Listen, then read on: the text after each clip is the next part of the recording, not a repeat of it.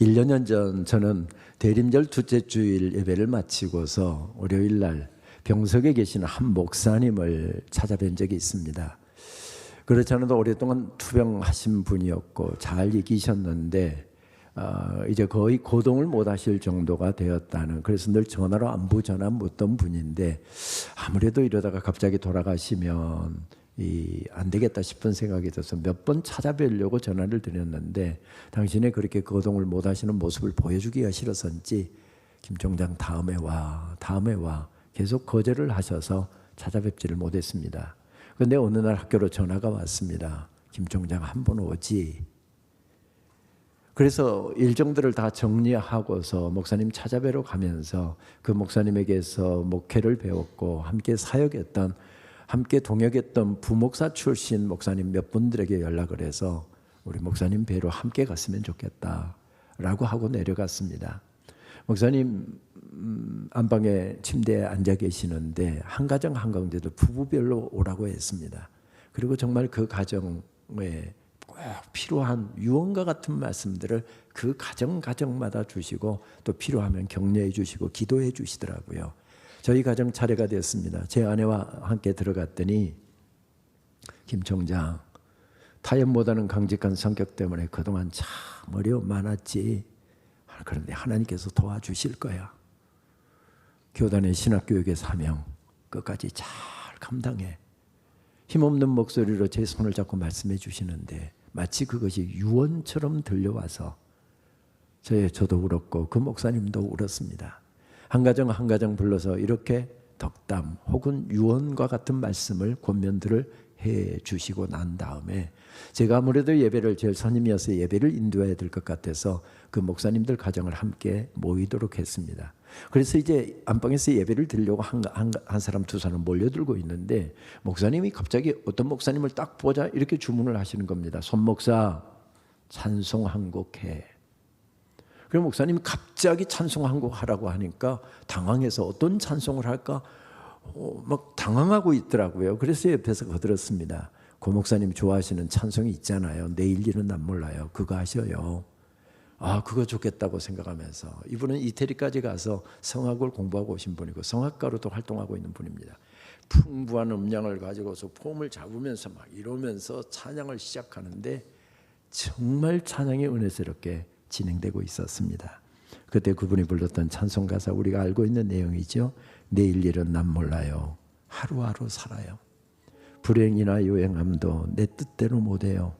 험한 얘기를 가고 가도 끝은 없고 고네요. 주님 예수 팔레미사 내 손 잡아 주소서. 내일 일은 난 몰라요. 장래일도 몰라요.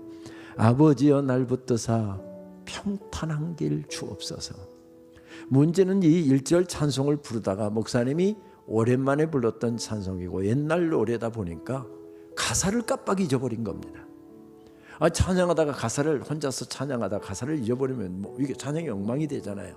그 순간 옆에서 제가 지켜보다가 바로 저는 그 찬송 가사를 기억하고 있어서 제가 바로 거들었습니다. 제가 바로 이어서 찬송을 불렀고요. 다른 목사님들이 함께 따라서 불렀고요. 그날 모두의 눈물의 찬송이 되었습니다. 찬송을 마쳤는데 목사님께서 그 성악가 목사님을 딱 바라보면서 한마디를 딱 하셨습니다.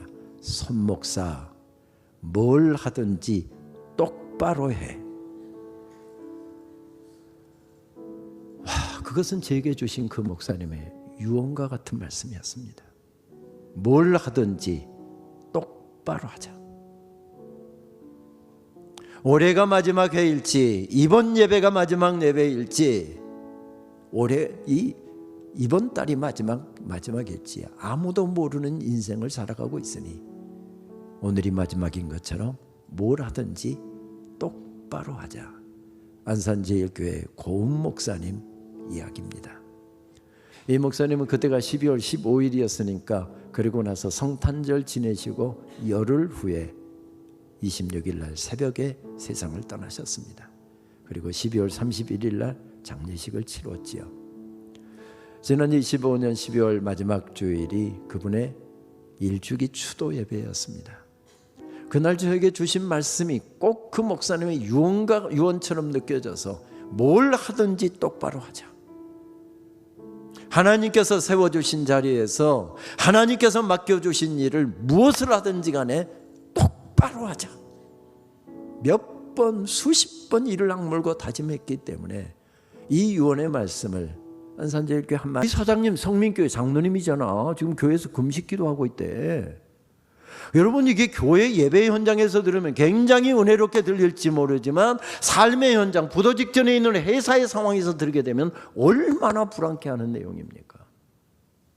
지금 이 성이 포위가 돼서 우리가 감당할 수 없는 대군이 쳐들어왔는데 작전 계획을 면밀하게 세우고 지금 나가서 싸워야 되는데 그냥 지간이 넋을 잃고 텔레비전만 켜놓고 드라마 보고 있더랍니다.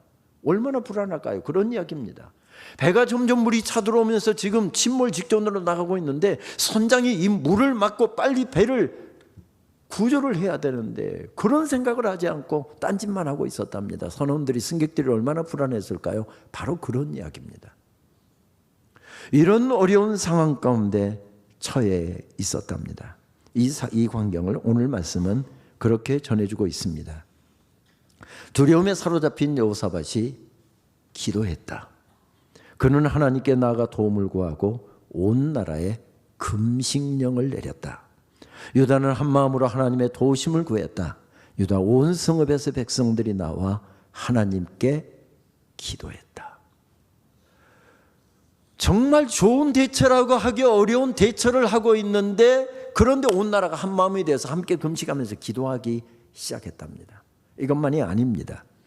그 다음 21절 말씀에 보게 되면 이제 막 구릉지대를 따라서 북으로 지금 적군이 진군해 오지 않았겠습니까? 지금 정보에 의하면 2시간 정도 되면은 이제 우리 예루살렘 성까지 적군이 당도할 거랍니다. 그러면 나가서 싸워야 되잖아요. 싸울 방도를 취해야 되는데 방도를 취한 내용이 오늘 21절 말씀에 이렇게 기록되어 있습니다.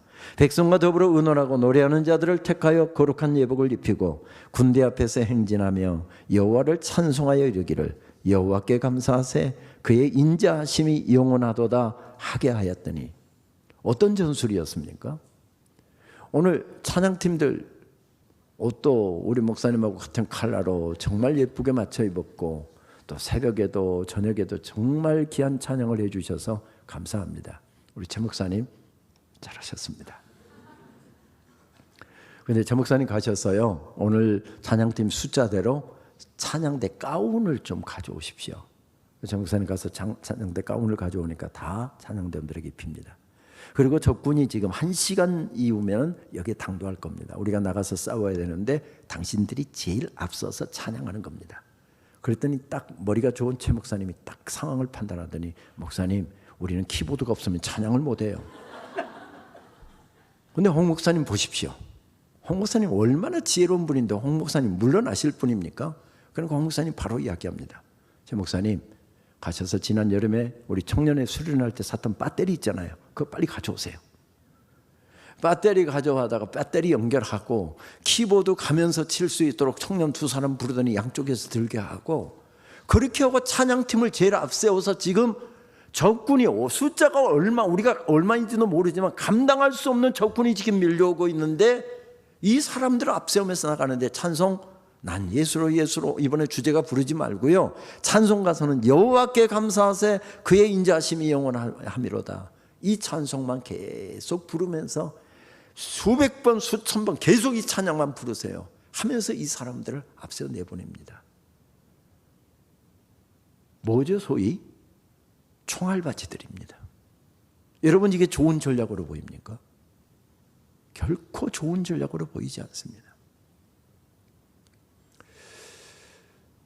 저는 군대에서 복무연한이 좀 길다 보니까 소대장하고 대대 참모하고 그리고 중대장 근무까지 하고서 군대를 제대를 했습니다. 예비 사단이다 보니까 훈련이 참 많았습니다. 훈련 측정도 많이 있었고요. 소위 이야기하는 대대 ATT라든지 연대 RCT라든지 연대 규모가 어떻게 기동하고 전쟁에 적극적으로 이렇게 잘 대처하는지 이것을 평가하는 것이죠. 하나하나 모든 것이 평가돼서 합격인지 불합격인지 이게 판정이 납니다.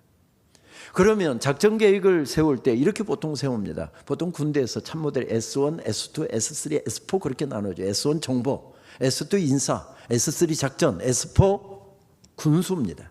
정보 참모가 먼저 이야기합니다. 적의 동향은 이렇고 우리 병사들의 사기는 이렇고 정보 지금 상황에 대해서 이야기를 합니다. 그러면 인사 참모가 병력이 지금 몇 명이고 그 건강 상태는 어떻고 전투력은 어떻고 사기는 어떻고 이런 것을 보고를 합니다. 그러면 작전 참모가 그 이야기를 그 상황들을 판단해서 이런 작전을 하는 게 우리 부대가 승리할 수 있는 비결이겠습니다.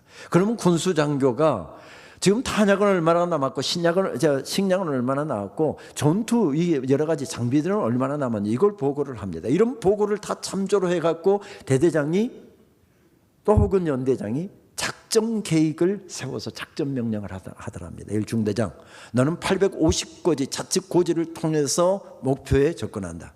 그리고 목표에 가서 목표를 탈환하거든 조명탄을 띄워서 고지를 탈환했다고 하는 것 알려라. 이중대장, 너는 우측으로 450고지를 통해서 900고지 넘고 정상으로 진군한다.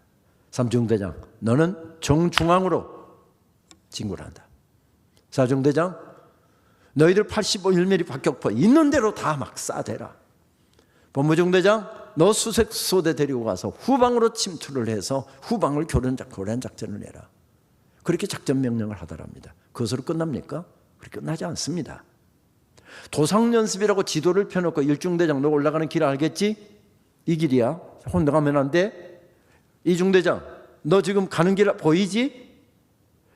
도상연습을 한 다음에 또 망원경 전부 다 가지고 가서 적진이 잘 보이는 곳에 적진을 보면서 망원경으로 봐가면서 또 현장 실습까지 다 합니다. 그렇게 해서 작전에 돌입합니다. 그런데 여러분, 이게 좋은 작전이라고 생각되십니까? 찬양대원들 지금 불안하지 않아요? 지금 세상 물정을 몰라서 그러는데 총알바지라니까요. 그래도 웃고 계세요, 집사님. 여러분, 이게 좋은 전략으로 생각되십니까? 결단코 좋은 전략 아닙니다. 그런데 온 나라가 한 마음이 되었답니다. 찬양팀이 한 마음이 되었답니다. 교인들이 한 마음이 되었답니다. 어떻게 이렇게 한 마음이 되었을까요? 오늘 15절 말씀은 그 비결을 이렇게 말씀합니다. 온 유다와 예루살렘 주민과 여호사밧 왕이여 들을지어다. 여호와께서 이같이 너희에게 말씀하시기를 너희는 이 큰 무리로 말미암아 두려워하거나 놀라지 말라. 이 전쟁은 너희에게 속한 것이 아니요 하나님께 속한 것이니라. 이것이 무슨 말씀입니까? 지금 전쟁에 돌입하려고 하는데 하나님께서 선지자를 보내셔서 이런 말씀을 주셨답니다. 말씀을 먹습니다. 말씀을 머리끝 발끝에 채웁니다. 세포 끝에서 말씀이 춤추게 만듭니다. 그리고 말씀을 믿었기 때문에, 말씀을 붙잡았기 때문에 그렇게 믿음으로 걸어가고 있는 모습을 보여주고 있습니다. 성경은 이것을 가리켜서 믿음이라고 이야기합니다. 그런데 여러분, 믿음이 그냥 생성됩니까? 우리 장로님들, 노장로님들 평생을 어려운 일도 있었고 답답한 일도 있었고 눈물 날 일도 있었지만 그 순간순간마다 하나님을 의지하고 평생을 달려오셨기에 은퇴하신 다음에도 변함없이 믿음으로 한 걸음 한 걸음 걸어가시는 것 아니겠습니까? 여호사밧이 그냥 이게 뚝 떨어지고 모험하듯이 이렇게 하면 혹시 승리할 수 있을까? 이렇게 하면 하나님이 혹시 도와주실 수 있을까? 요행을 바라면서 한 것이 아니었습니다. 오늘 말씀 앞에 보게 되면 14장 말씀을 보게 되면 아버지 아사 왕이 국가적인 위기에 처했을 때 어떻게 대처했는지에 대한, 그리고 하나님께서 어떻게 은혜를 베풀어 주셨는지에 대한 기록이 14장 말씀입니다. 13장 말씀으로 넘어가게 되면 할아버지 아비야가 국가적인 재난에 처했을 때 어떻게 대처했는지에 대한 기록이 나옵니다. 그러니까 이 여호사밧 왕이 너무 어렸기 때문에 할아버지 때는 아직 태어나지 않았을지도 모릅니다. 어렸을 때 아버지가 국가적인 재난 상황 가운데서 어떻게 대처해 나가는지를 보면서 자랐습니다.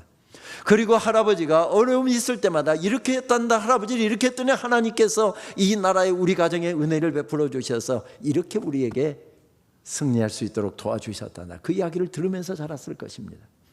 그 가문에 흐르는 신앙의 DNA가 무엇이었습니까? 우리는 어려운 일이 있을 때 전심으로 하나님 찾기, 전심으로 하나님 신뢰하기.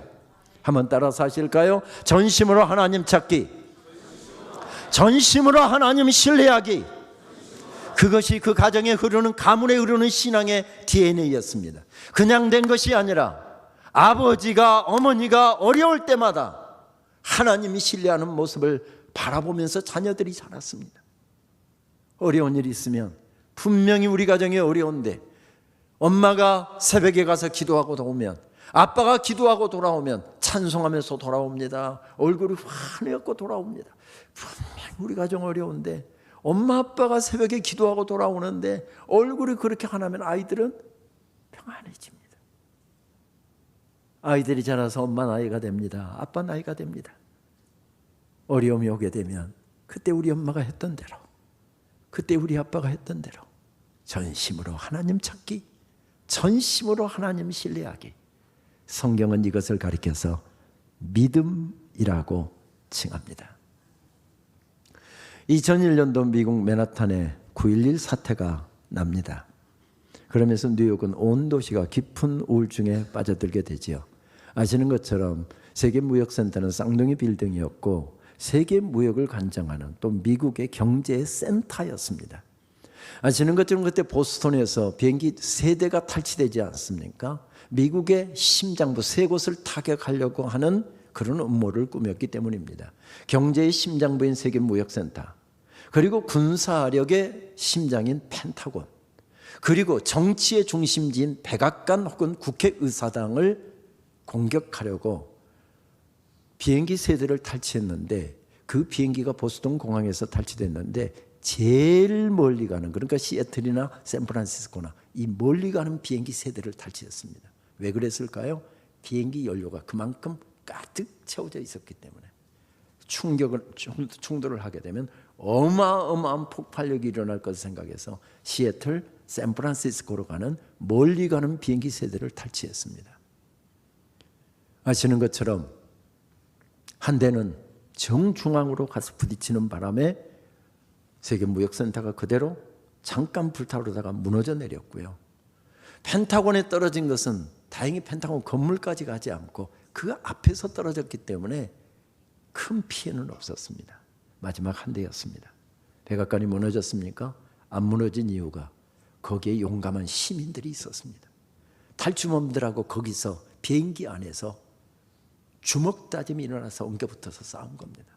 그렇게 하다가 필라델피아의 들판에 그 비행기가 추락해서 300여 명 모든 승객들이 다 죽었지만 국회의사당과 백악관 둘 중에 하나가 타겟이었을 텐데 그것은 보존이 될 수가 있었습니다. 그렇게 세계 중심부라고 하는 미국의 자존심이라고 하는 세계 무역센터가 무너졌을 때 온 나라와 온 시내가 깊은 우울증에 빠져 있었습니다. 맨하탄의 지성인들에게 복음을 전하기 위해서 교회를 맨하탄 한복판에다 개척했던 팀 켈러 목사님, 리디머 장로교회를 사역했지요. 그 당시에 그 교회 출석인원이, 주일 출석인원이 5,000명이 넘었습니다. 미국에서 5,000명이면 굉장히 큰 교회죠. 그런데 그런 교회가 뉴욕에도 4곳이나 더 있었고요. 다른 도시에도 시리 투 시리 해서 이 도시가 도시에다가 복음을 전해서 교회를 세운다 하는 정책으로 미국의 주요한 도시와 세계 주요한 도시에 교회 세우는 프로젝트를 그 교회가 진행하고 있었습니다. 그런데 그 교회, 그 기라성 같은 장로님들, 안수 집사님들, 교회 리더들, 신실한 권사님들, 이 세계 무역센터가 무너져 내리면서 도망 나오지 못하고 무너지는 건물 잔해와 함께 수백 명의 교회 리더들이 함께 죽임을 당했습니다.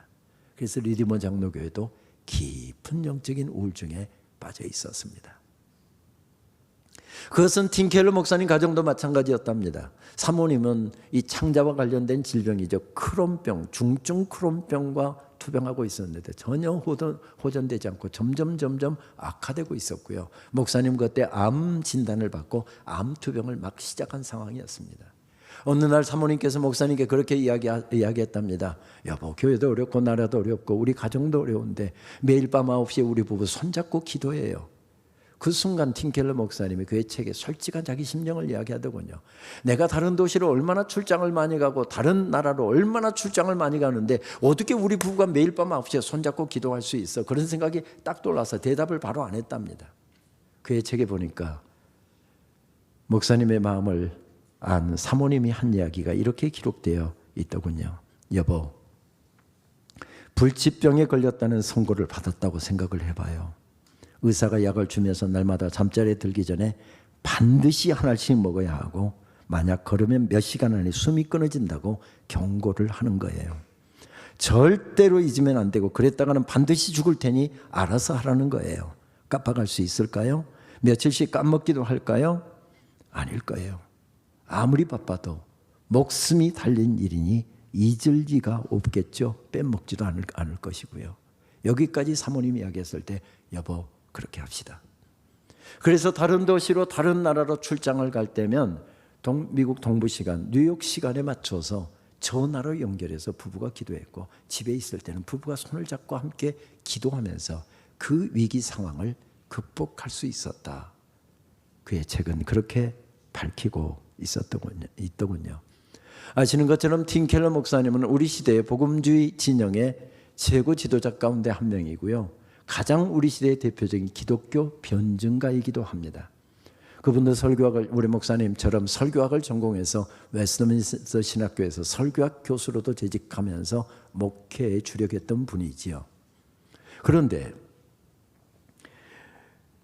이런 많은 사역을 감당하다가 2020년도 췌장암 4기 진단, 두 번째 암 진단이 떨어집니다.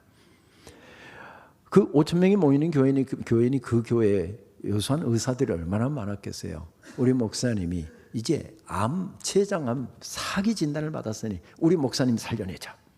그 의사들이 우기투합을 해갖고 좋다는 병원 막 다 수소문해서 바로 목사님 치료를 시작할 수 있는 병원을 수소문했는데 벌티모어에 있는 잔 홉킨스 병원의 집중 케어 센터에 바로 목사님을 입원할 수 있도록 도와주었습니다.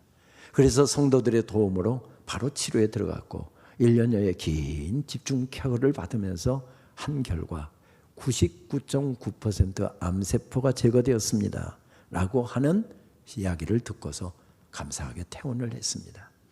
그런데 그로부터 한 6개월 정도 지나가고 있었을 때 0.1%의 암세포가 남았는데 그 암세포가 갑자기 화가 난 것처럼 전신에 갑자기 퍼지기 시작했습니다. 그래서 손을 쓸 수 없는 지경이 되고 말았습니다. 그래서 그의 마지막 글을 그는 이렇게 남기고 있습니다. 나의 기도는 더욱 간절해졌으며 나를 지탱한 것은 오직 하나님의 말씀뿐이었습니다. 이번 투병 기간 기도로 하나님께 더욱 가까이 갈 수 있어서 참 감사했습니다. 이 암을 통해서 하나님께서는 아침에 주의 인자로 우리를 만족해 하사 우리 평생에 즐겁고 기쁘게 하소서. 시편 90편 14절 말씀이 저의 삶의 실제 리얼리티가 되게 하셨습니다. 내가 곧 죽는다는 사실을 인정하는 것은 내 인생의 시간을 바라보는 방식, 가족과 배우자를 바라보는 방식, 하나님을 바라보는 방식을 완전히 바꾸어 주었습니다. 오랫동안 저를 위해서 기도해 주신 모든 분께 깊이 감사를 드립니다. 이것이 이 땅에서 그가 수십 권의 책을 썼고 우리말로도 수십 권의 책이 번역되어서 목사님들의 서재에 이분 책 한두 권 꽂혀 있지 않는 분이 없다 할 정도로 영향을 주고 있는 분인데 그가 남긴 마지막 글이었습니다. 이제 그도 임종을 맞게 되지요. 가족들이 둘러보는 사회 가운데 가족들에게 마지막 유언과 같은 말을 이렇게 남기고 그는 세상을 떠납니다. 이 세상을 떠나는데 아쉬움은 없습니다. 조금도 없습니다. 나는 정말 주님을 뵙고 싶습니다. 이제 날 천국으로 보내주세요. Send me home. Send me home. Send me home. 나를 나의 본향으로 보내주세요. 그리고 2023년도 5월 18일 날 73세 일기로 이 땅의 모든 사역을 마치고 하나님 나라로 갔습니다. 이런 사람은 좀 오래 살아야 되는데 이런 영향력 있는 사람은 좀 더 길게 살아야 되는데 너무 빠른 나이에 천국으로 떠나고 말았습니다. 그러나 그의 인생 어려운 순간도 있었고 답답한 순간도 있었지만 그 모든 순간순간을 믿음으로 걸었고 믿음으로 승리했고 믿음의 발자취를 남겼고 믿음의 간증을 남겼고 믿음의 역사를 남기고 있는 것을 발견하게 됩니다. 우리 인생길에는 왜 그리 어려움이 많은지요. 그래서 흔히 우리 인생길을 광야와 같은 인생이다, 우리 흔히 그렇게 많이 이야기하기도 하고 듣기도 하잖아요. 그런데 여러분 알고 계십니까? 그 어려움의 순간 우리는 그 어려움을 통해서 하나님을 신뢰하는 훈련을 받고 있다는 사실을. 제 인생도 가만히 돌이켜보면 하나님께서 직선 코스로 인도하셨던 적은 한 번도 없었습니다. 다 빙빙 돌리고요. 수십 바퀴 뺑뺑 돌리면서 정신없게 만들고 울게 만들고 통곡하게 만들고 작정기도하게 만들고 금식하게 만들고 철야하게 만들고, 그러면 하나님께서 슬쩍 제 입술에 찬양 한 곡을 딱 던지듯이 담아주십니다. 그 찬송을 어느 때는 한 달 부르고 어느 때는 2달 부르고, 그 찬송을 울면서 부르다 보면 그 찬송이 제 고백이 되고, 제 고백이 형성될 쯤에 하나님께서 문제를 살짝 해결해 주시고 길을 살짝 열어주시고, 가만히 누구나 삶에 하나님께서 역사하시는 방식이 있겠지만 제 인생길에는 그렇게 하나님께서 역사하셨던 것 같습니다. 몇 년 전 아내가 암투병을 시작했을 때 마음이 참 힘이 들었습니다. 아내가 암 수술을 받는 날 아침, 아내는 아침 7시에 수술을 시작을 하게 되는데 저는 아침 7시에 어느 모임에서 18년 동안 계속해왔던 그 모임에서 저는 말씀을 전해야 했습니다. 저는 설교학을 연구하고 가르친 교수고 그리고 목사이기 때문에 나는 설교 때문에 삽니다. 그것을 제 인생의 좌우명으로 삼고 살아서 지금도 설교해달라고 하면 8시간을 가든 왕복 8시간을 가든 10시간을 가든 30분 설교하려고 10시간을 왕복 달리기도 합니다. 왜요? 저는 설교 때문에 사는 사람이라고, 그렇게 살겠다고 하나님 앞에 다짐을 했기 때문입니다. 아내가 수술받는 아침에도 저는 당연히 설교 때문에 사는 사람이니까 설교하러 가야 된다는 건 목사로서의 사명도 있었지만, 늦둥이 딸이 밟힌다면서 지난밤 잠을 한숨도 못 이루고 밤을 꼬박 세우는 아내의 병상을 지켜야 된다라고 하는 그런 마음도 있었습니다. 어떻게 할까? 하나님 앞에 기도하지 않을 수가 없었습니다. 하나님 어떻게 할까요? 하나님 어떻게 할까요? 깊이 기도를 하는데 하나님께서 이런 지혜를 주시더라고요. 네 와이프는 매주 수술하는 것 아니잖아. 설교는 매주 하는 거잖아. 그 순간 제가 바로 박수를 쳤습니다. 이거 하나님의 응답이다. 그래서 설교는 매주 하니까 다음 주 하면 되지만 아내 수술은 매주 하는 것 아니니까 이번 주는 못 간다고 이야기해야 되겠다. 그게 뭐 정식 예배도 아니고 CBMC라고 하는 모임이었는데, 기독 실업인회라고 하죠. 제가 인도하는 모임이 그 당시 제일 큰 규모의 CBMC였습니다. 사업하시는 분들은 50%, 교수, 의사, 변호사, 변리사, 법무사, 영화 감독, 탤런트, 이런 분들이 전문인들 세계 복음을 전하자 하고서 모인 모임이었고, 제가 담임 목회를 안 하고 있어서 매주 설교 한 편씩은 준비해야 되겠다고 하는 생각 때문에 18년 동안 계속해왔던 사역이었습니다. 하나님 감사합니다. 내일 아침에 일어나서 아침 6시 반에 회장에게 전화해서 오늘은 못 가니까 당신들끼리 모임하고 끝내라고 그렇게 해야 되겠다. 그렇게 마음을 딱 결정을 하고 나는데 아내가 낌새를 채고서 안 된다는 것입니다. 어떻게 목사란 사람이 당신 통해서 전해주시는 말씀을 받겠다고 그 바쁜 사장님들, 교수님들이, 의사 선생님들이 새벽에 1시간을 운전해서 오기도 하고 1시간 반을 운전해 오기도 하는데, 실제로 수원에서도 오고 용인에서도 오고 파주에서도 왔거든요. 그런데 어떻게 지 마누라 병상 지키겠다고 그런 분들을 빈손으로 돌려보내는 게 이게 목사다운 일이냐? 안 된다는 겁니다. 설교하러 가라는 겁니다. 그래서 그것은 나도 기도 응답받고 한 일이니까 여보 그건 나한테 맡겨, 내가 알아서 할게. 당신 수술만 걱정하자. 그런데 아내가 이 말로 저를 설득하려고 하고 저 말로 설득하려고 하다가 안 되니까 그냥 제 턱에다 어퍼컷을 한 대 내리치더라고요. 여보 우리 좀 바꿔놓고 생각을 해봅시다. 이런 날 아침도 하나님의 사역하는 것이 중요해서 이런 날도 가서 설교를 하고 있다고 한다면 주님이 보실 때 얼마나 기뻐하시겠습니까? 주님이 기뻐하시면 내 수술 잘 될 것은 뻔한데, 나 살리고 싶으면 가서 설교하고 나 죽이고 재혼의 축복 받고 싶으면 이 자리에 있고, 저는 재혼의 축복을 아직 안 받아봐갖고 그게 축복인지 아닌지 아직 모르고 살고 있습니다. 그런데 설교하러 안 갔다가는 딱 재혼의 축복 받고 싶어서 그렇게 엇버컷을 내려치니 제가 뭐라고 할 말이 없어갖고 1시간 전에 일어나서 아내하고 손잡고 기도하고, 내가 말씀만 전하고 아침 조찬 하는데 조찬 식사도 안 하고 내가 바로 와서 당신 병실 밖에서 내가 계속 기도할게, 하나님께 기도하면서 우리 수술 받자 하고서 호텔에다가 차를 세워두고 새벽길 한 15분이면 말씀 전하는 호텔이 15분이면 걸어갈 수 있는 길이어서 강남대로를 아침 6시 15분에 걸어가고 있었습니다. 왜 그렇게 발걸음이 무겁습니까? 평생 후회할 짓을 내가 하고 있는 게 아닌가. 누가 집에서 잡아 끄는 것 같습니다. 뒤에서 잡아 끄는 것 같습니다. 하나님 왜 이렇게 마음이 불안할까요? 왜 이렇게 발걸음이 무거울까요? 하나님 말씀 좀 주세요. 말씀 좀 주세요. 기도하면서 가고 있는데 하나님께서 제 입술에 담아주셨던 말씀이 시편 18편 1절 말씀이었습니다. 나의 힘이 되신 여호와여, 내가 주님을 사랑하나이다. 말씀을 주시는데 저도 모르게 손이 올라가고요. 찬송이 있잖아요. 나의 힘이 되신 여호와여, 내가 주님을 사랑하나이다.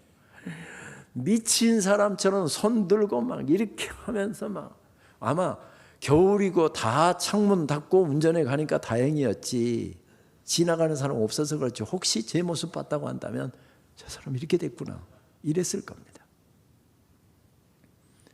말씀 마치고 바로 돌아와서 8시간 동안 수술실에 있을 때 제가 병실에 딱 8시간 동안 서서 손에 이렇게 대고 그 찬송을 8시간 동안을 불렀습니다. 그때 하나님께서 뭐라고 말씀하신 줄 아십니까? 참 예쁘다 이렇게 말씀하신 게 아니라, 김 목사, 내가 너의 그 고백을 듣고 싶었느니라. 하나님이 나의 힘이십니다. 하나님이 나의 능력이십니다. 나의 힘이 되신 여호와여, 내가 주님을 사랑하나이다. 내가 너의 그 고백을 듣고 싶었느니라. 저는 잘 감당하던 담임 목회직을 내려놓고 대학원 지도교수 강권에 못 이겨서 늦은 나이에 미국 유학길에 오르게 되었습니다. 그런데 수중에 돈 10만 원이 없었습니다. 부목사 할 때는 급성장하는 교회여서 교회가 2200석 교회당을 지어서 하다 보니 장로님들이 직영하다 보니까 매주마다 불입해야 될 그 건축비 마련하느라고, 그러니 수중에 돈 10만 원이 있으면 그거 건축원금으로 드려야 됐던 상황이었지, 비상금이라고 모아놓고 살 수 있는 분위기가 교인들도 목회자들도 그런 상황이었습니다. 정말 돈 10만 원 없이 그렇게 살았습니다. 그러다가 서울 강남에 한 300여 명 모이는 아담한 교회 첫 담임 목회를 갈 때 교인들이, 목사님 그동안 고생하셨는데 이제 강남으로 담임 목회 나가니까 이제 형편 피시겠네요. 정말 형편이 피었습니다. 그런데 대치동에서 개포 4동으로 땅을 사서 교회당을 그곳에 다시 짓게 되었습니다. 그러다 보니 또 수중에 돈 10만 원 없기는 마찬가지였습니다. 3년여 그렇게 길지 않은 목회를 내려놓고 이제 미국 유학을 가려고 하는데 세 식구 비행기 티켓팅할 돈이 없는 겁니다. 새벽에 기도하러 나가면 미국에서 온 입학을 가서 성경책 속에다 끼워 넣어갖고 가서 그거 교인들 다 가고 나면, 기도 마치고 돌아오고 나면 이거 꺼내놓고 하나님 앞에 펴놓고 기도했습니다. 하나님 10년을 기도해 왔는데 이렇게 빨리 입학 허가가 떨어지게 해주셔서 감사합니다. 저 3월 29일 날 출발합니다. 하나님 제 형편 아시잖아요. 제 변변찮은 성격 아시잖아요. 비행기 티켓팅할 돈도 없는데 무슨 돈으로 가서 공부하고 무슨 돈으로 먹고 살고 무슨 돈으로 비행기표 끊을까요? 머리가 터지는 것 같았습니다. 그때 하나님께서 걱정하지 마라, 내가 돈 다 준비해놨다, 이런 말씀 주신 게 아니라 그때 455장 찬송, 주 안에 있는 나에게라고 하는 찬송을 입술에 담아주셨습니다.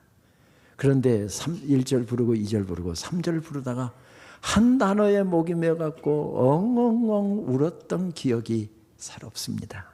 주 안에 있는 나에게 딴 근심 있으랴. 십자가 밑에 나아가 내 짐을 풀었네. 그 두려움이 변하여 내 기도 되었고 전날의 한숨 변하여 내 노래 되었네. 3절 내 주는 자비하셔서 늘 함께 계시고 내 궁핍함을 하시고 늘 채워주시네. 이 궁핍함이라는 단어에 딱 걸리면 돈 10만 원 없는 것이 왜 그렇게 서럽던지 막 엉엉엉 울었습니다. 박사과정 공부할 때 망막에서 새벽이면 학교 채플에 가서 엎드렸습니다. 박사과정 할 때는 4시간 이상 잠을 잡았던 기억이 별로 없는데 항상 잠이 부족했지만 그렇게 하나님 앞에 엎드리지 않고서는 그 삶을 헤쳐나갈 수가 없었습니다. 등록금은 장학금 받아서 밤새워 공부해서 장학금 받아서 해결했고, 생활비는 아이들 맡겨놓고 부부가 주말에 일해서 충당을 했습니다. 항상 아슬아슬했습니다. 그래서 새벽에 하나님 앞에 채플실 제일 강대상 앞에 가서 부부가 손들고 기도하고 돌아오면 알지도 못하는 미국 사람이 수표를 꺼내서 보내주면서 공부한다고 수고한다, 작지만 이거 장학금에 보태 써라. 한국에 있는 친구 목사가, 선배 목사가, 김 목사 공부하느라고 수고한다, 돈 걱정하지 말고 빨리 학위 마치고 돌아와라, 내가 매달 100불씩 장학금 보내줄게, 200불씩 장학금 보내줄게, 1년 동안 보내줄게, 2년 동안 보내줄게, 막 이런 편지들이 쇄도하고요. 기도만 하고 돌아오면 막 돈이 들어오는데 주체할 수 없을 정도로 돈이 들어왔습니다. 그랬으면 얼마나 좋았겠습니까마는 그런 일은 한 번도 없었습니다. 한 번도 없었습니다. 그리고 하나님께서 대신 입술에 찬송을 담아 주셨습니다. 또 하기도 했지만 새벽마다 엎드려서 하나님 앞에 울지 않을 수가 없었습니다. 그때 하나님 앞에 하염없이 울고 있을 때 입술에 담아주셨던 찬양이 모든 것이 은혜, 은혜, 한없는 은혜, 내 삶에 당연한 것은 하나도 없었다. 그 찬양이었습니다. 모든 것이 은혜,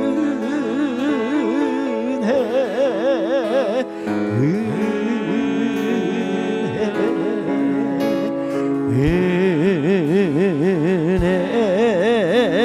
한없는 은혜, 내 삶에 당연한 건 하나도 없었던 것을 모든 것이 은혜, 은혜였소. 저는 미국 콜롬비아에서 공부할 때 세계적인 석학인 월터 브루그만 박사를 지도교수로 모시는 행운을 누렸습니다. 저서만 해도 300여 권이 훨씬 넘는 대석학이었고요.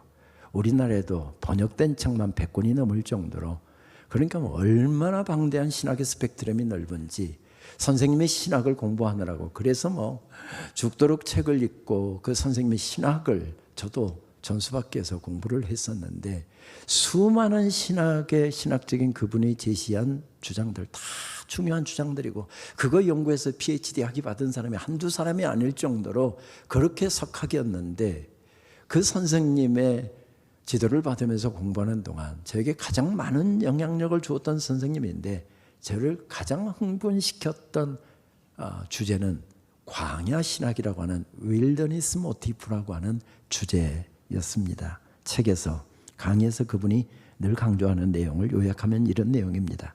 구원받은 하나님의 백성들의 삶은 광야에서 펼쳐집니다. 삶도 신앙생활도 사역도 온통 광야에서 펼쳐집니다. 아무것도 없는 광야. 하지만 고개를 드는 사람은 그곳에 예비된 놀라운 은혜를 경험하게 됩니다. 거기에 우뚝 서 계시는 하나님을 뵙게 되면 광야가 얼마나 큰 축복의 자리인지를 깨닫게 됩니다.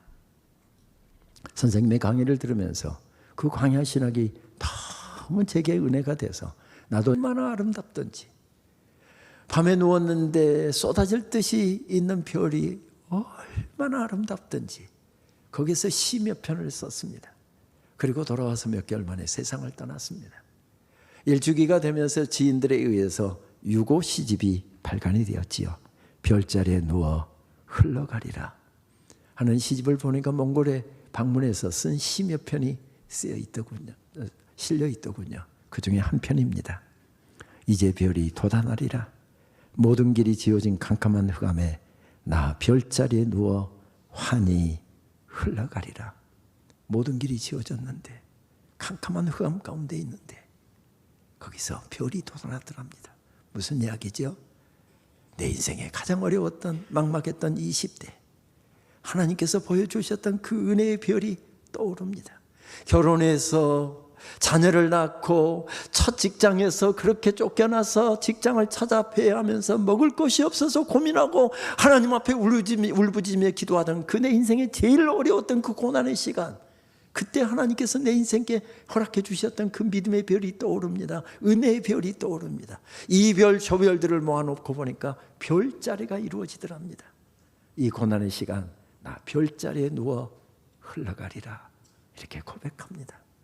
우리 인생길을 보여주신, 우리 교회 지난 30여 년의 역사 가운데 보여주셨던 수만 가지 하나님의 역사들, 은혜의 별들을 꺼내십시다. 그리고 함께 우리 별자리를 만드십시다.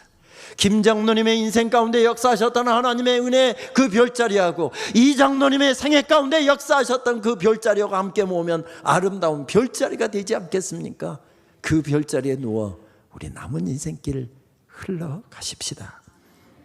언젠가 무명의 프랑스 시인이 쓴 글을 어느 책에서 읽은 적이 있습니다. 하나님께서 날 밀어내신다.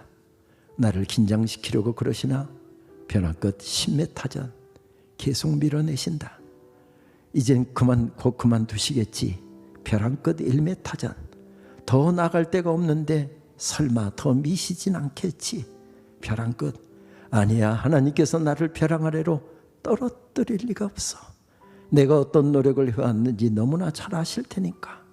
그러나 하나님께서는 벼랑 끝자락에 간신히 서 있는 나를 아래로 밀어내셨다. 나는 추락하면서 알아냈다. 하나님께서 내게 날개를 달아주셨다는 사실을. 기도의 날개를 달아주시고 믿음의 날개를 달아주시고 찬양의 날개를 달아주시고 예배의 날개를 달아주시고 그 날개를 폈답니다. 어려운 가운데 허덕이다 나오신 분들 계시죠?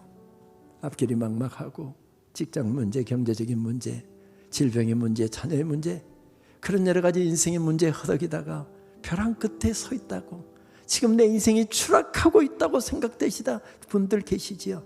우리 믿음의 날개를 다시 펴봅시다. 은혜의 날개를 다시 펴십시다. 그렇게 날아가다 보면 그 인생길에 역사하시는 하나님의 놀라운 은혜가 새롭게 다가오게 될 것입니다.